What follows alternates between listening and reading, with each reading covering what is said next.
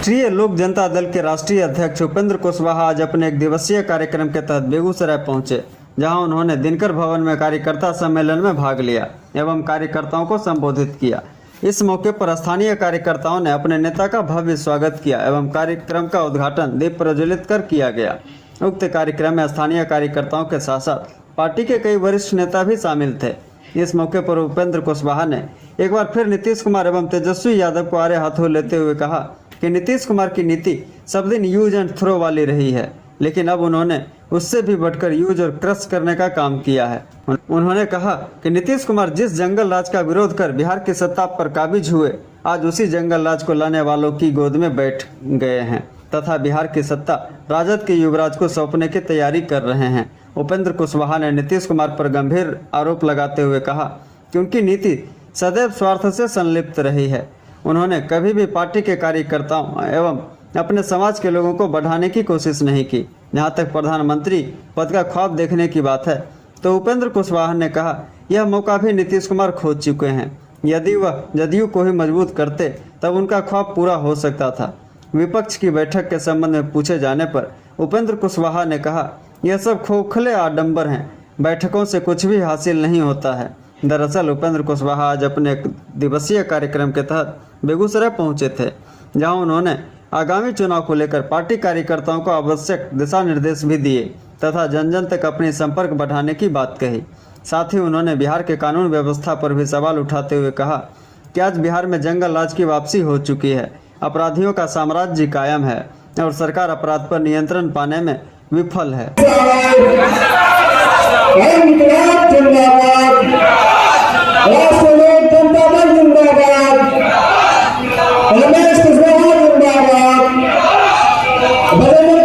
पांच सात एमएलए भी राष्ट्रीय लोक समता पार्टी के हो गए होते उस वक्त, तो पूरे बिहार की राजनीति उस समय जो राजनीतिक परिस्थिति बनी थी उस हिसाब से पूरे बिहार की राजनीति उपेंद्र कुशवाहा के हाथ में होती कि नहीं होती।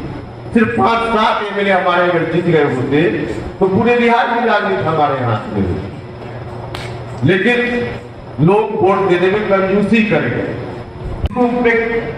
कितना वोट दिया, क्या सेव किया है। देखिए यह बात सही है कि बिहार के कई हिस्सों में, जिसमें शाहबाद का इलाका, मगध का भी बहुत सारा इलाका, चंपारण का इलाका, सीतामढ़ी वगैरह का इलाका, इन इलाकों में लोगों ने हमारे उम्मीदवारों को भी अच्छा शेयर दिया, अच्छा वोट दिया है। लेकिन इतना वोट कहीं भी नहीं मिला कि एक भी उम्मीदवार राष्ट्रीय लोक समता पार्टी का चुनाव जीतता। यहाँ बैठे हुए हैं रणविजय बाबू, वो के औरंगाबाद विधानसभा क्षेत्र से राष्ट्रीय लोक समता पार्टी के उम्मीदवार हुए थे। 40,000 से ज्यादा वोट मिला इनको। तो वोट तो कहीं कहीं बहुत ही ठीक ठाक ढंग से लोगों ने दिया, लेकिन इतना वोट नहीं मिला कि कहीं से हमारा। देखिए, संदेश है पार्टी को गांव-गांव तक ले जाना, हर टोला मोहल्ला में, गांव में और मतदान केंद्र पर, सभी मतदान केंद्र पर बिहार में पार्टी को ले जाना है। तो अपने साथियों से कार्यकर्ता सम्मेलन के माध्यम से हम बताने आए हैं कि गांव में जाइए, लोगों से मिलिए। लोगों के मन में नीतीश कुमार जी के खिलाफ जबरदस्त आक्रोश है, क्योंकि उन्होंने आजीवन आरजेडी के आतंक के खिलाफ और उनका आतंक फिर से नहीं लौटे, इस बात को लेकर संघर्ष किया। सत्ता में भी लोगों ने उनको, नीतीश जी को, इसलिए पहुंचाया कि उस आतंक से मुक्ति दिलाने का काम उन्होंने किया था और आगे भी मुक्त रखेंगे। लेकिन अंत में आकर नीतीश जी फिर उसी आरजेडी के पीछे खड़ा हो गए और आरजेडी के हाथ में बिहार को सौंपने की बात करने लग गए। इस कारण से बिहार के लोग काफी आक्रोशित हैं। लोगों के बीच हमारे साथी जाएंगे, निश्चित रूप से लोग हमारे साथ होंगे, क्योंकि कोई भी व्यक्ति आज बिहार का यह नहीं पसंद करेगा कुछ अब बात को छोड़ करके कि 2005 के पहले की स्थिति बिहार में लौट जाए।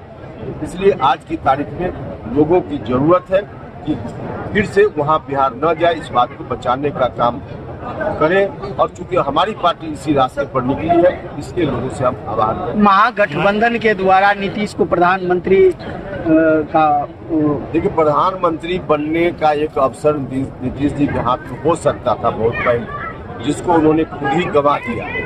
जनता दल यूनाइटेड को मजबूत करते ठीक से यह काम संभव तभी होता है जब आरजेडी के खिलाफ चलते रहते।